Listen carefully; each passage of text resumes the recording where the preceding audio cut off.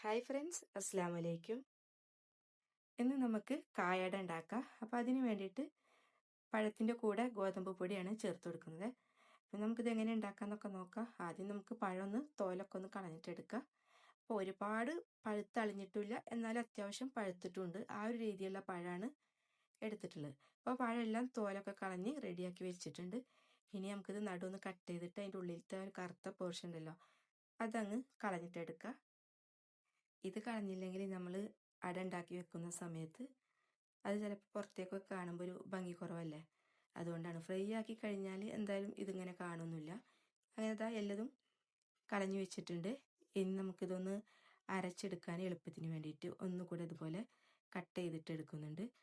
അപ്പോൾ ഇതെല്ലാം കട്ട് ചെയ്തിട്ട് എടുത്തിട്ടുണ്ട്. ഇനി നമുക്ക് മിക്സിയുടെ ജാറിലേക്ക് ഇട്ട് കൊടുക്കുക. അപ്പോൾ നമ്മളിത് അരച്ചെടുക്കുന്ന ടൈമിൽ പഞ്ചസാര, വെള്ളം ഒന്നും ചേർത്ത് കൊടുക്കുന്നില്ല. ഒറ്റ ട്രിപ്പിൽ തന്നെ ഇതങ്ങ് അരച്ചെടുക്കുകയാണ്. നമ്മൾ ഉന്നക്കായൊക്കെ ചെയ്യുന്ന പോലെ തന്നെ അരച്ചെടുക്കുക.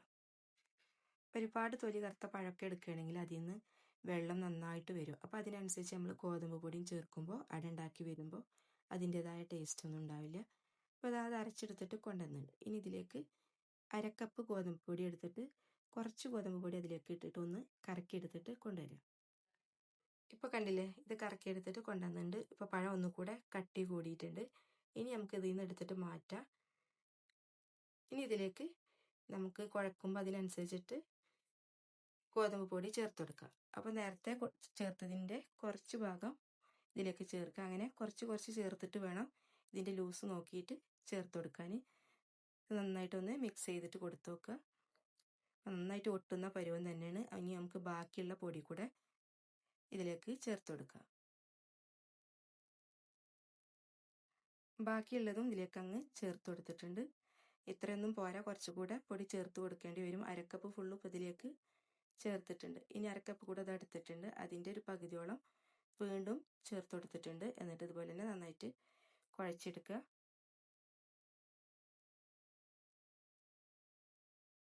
ബാക്കിയുള്ള ഫുള്ളും ഇതിലേക്ക് അങ്ങ് ഒഴിച്ചു. അപ്പോൾ 1 കപ്പ് പൊടിയാണ് ഇതിലേക്ക് വേണ്ടത് കേട്ടോ. ഞാൻ എടുത്തിട്ടുള്ള ഒരു പഴത്തിൻ്റെ അളവാണ് പറയണത്. നിങ്ങൾ എടുക്കുന്ന പഴത്തിൻ്റെ ആ ഒരു പഴുപ്പിനനുസരിച്ചിട്ട് ഗോതമ്പ് പൊടി നമ്മൾ ചേർത്ത് കൊടുക്കേണ്ടി വരും.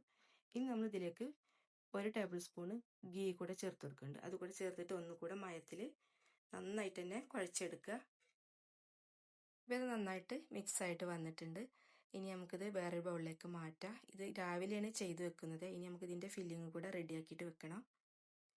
പാൻ വെച്ചിട്ടുണ്ട്. അതിലേക്ക് 2 ടേബിൾ സ്പൂൺ ഗീ ഒഴിച്ചു കൊടുത്ത് ഇനി ഇതിലേക്ക് 2 ടേബിൾ സ്പൂൺ പിസ്ത ഇട്ട് കൊടുക്കുന്നുണ്ട്. 2 ടേബിൾ സ്പൂൺ തന്നെ കാഷ്നട്ട് ഇട്ട് കൊടുക്കുന്നുണ്ട്. ഒന്ന് ചെറുതായിട്ട് കട്ട് ചെയ്തിട്ടാണ് ഇട്ട് കൊടുക്കുന്നത്. ഒന്ന് ഇളക്കിയതിന് ശേഷം 2 ടേബിൾ സ്പൂൺ കിസ്മിസ് കൂടെ ചേർത്ത് കൊടുക്കുക. ഇനി ഇതിലേക്ക് നമുക്ക് ചേർക്കാനുള്ളത് ഈത്തപ്പഴമാണ്. അപ്പോൾ ഈത്തപ്പഴം ഒരു 1/4 കപ്പോളം എടുത്തിട്ടുണ്ട് കേട്ടോ. അതുകൂടെ എടുത്തിട്ടൊന്ന് വഴറ്റി കൊടുക്കുക. ഈത്തപ്പഴം ചേർത്തത് കൊണ്ട് തന്നെ ഈ ഫില്ലിങ്ങിൽ നമുക്ക് ഒരുപാട് പഞ്ചസാര ചേർത്ത് കൊടുക്കേണ്ട ആവശ്യമില്ല. ഇനി നമുക്ക് തേങ്ങ ചേർത്ത് കൊടുക്കുക. 1 കപ്പ് തേങ്ങ ചേർത്തിട്ടുണ്ട്.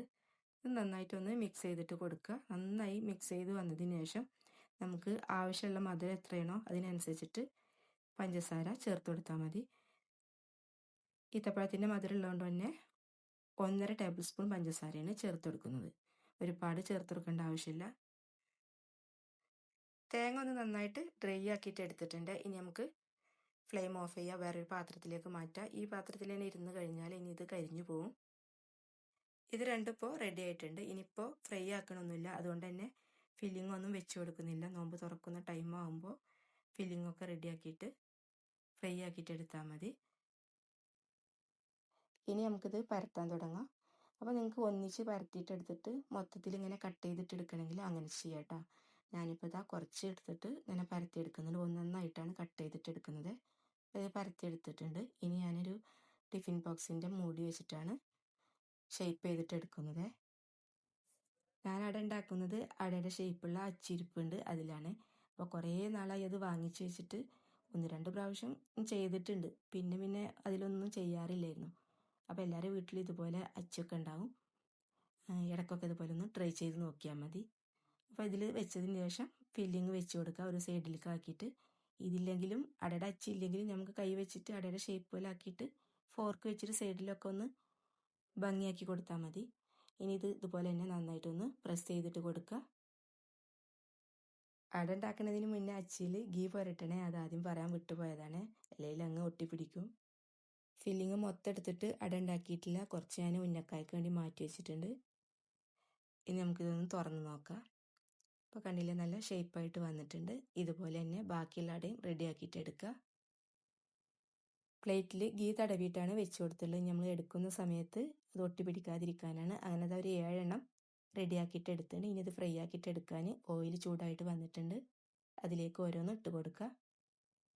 5 പഴവും പിന്നെ 1 കപ്പ് ഗോതമ്പ് പൊടിയും ചേർത്താൽ നമുക്ക് ഈ ഒരു അളവിലാണ് നമ്മൾ ഉണ്ടാക്കുന്നതെങ്കിൽ 7 എണ്ണം കിട്ടും കേട്ടോ. ഇനി ഇതിലും ചെറുതൊക്കെ ആക്കിയിട്ട് ഉണ്ടാക്കുകയാണെങ്കിൽ അതിനനുസരിച്ച് എണ്ണത്തിലും കൂടുതലായിട്ട് കിട്ടും. ഒരു സൈഡ് ആയിട്ടുണ്ട്, നമുക്കിതൊന്ന് മറിച്ചിട്ട് കൊടുക്കുക.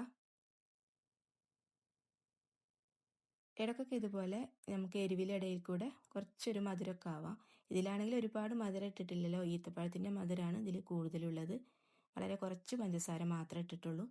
ഇനി ഷുഗർ ഉള്ളവരൊക്കെ ആണെങ്കിൽ ഇതിൽ പഞ്ചസാരയെ ചേർത്ത് കൊടുക്കണ്ട, ഈത്തപ്പഴത്തിൻ്റെ ആ ഒരു മധുരം മാത്രം മതി. അധികം ആളുകൾക്കും മധുരം ഇഷ്ടമുണ്ടാവില്ല, എന്നാലും എന്നെപ്പോലെ ഇഷ്ടപ്പെടുന്നവർ കുറച്ചെങ്കിലും ഉണ്ടാവുമല്ലോ. നോമ്പ് തുറക്കുന്ന ടൈമിൽ എരിവുള്ള പലഹാരം എന്തായാലും വേണം. എന്നാലും ഇടയ്ക്കൊന്ന് കഴിക്കാനൊക്കെ ആഗ്രഹമുള്ള സമയത്ത് ഇതും കൂടെ അതിൻ്റെ കൂടെ ഉണ്ടാക്കാൻ പറ്റും. അങ്ങനെ ഇത് ഫ്രൈ ആയിട്ട് കിട്ടിയിട്ടുണ്ട്. ഇനി നമുക്കിത് ഓയിലിൽ നിന്ന് എടുത്ത് മാറ്റാം. ഇനി ബാക്കിയുള്ളതും ഇതുപോലെ അങ്ങ് ഫ്രൈ ആക്കിയിട്ട് എടുക്കുക.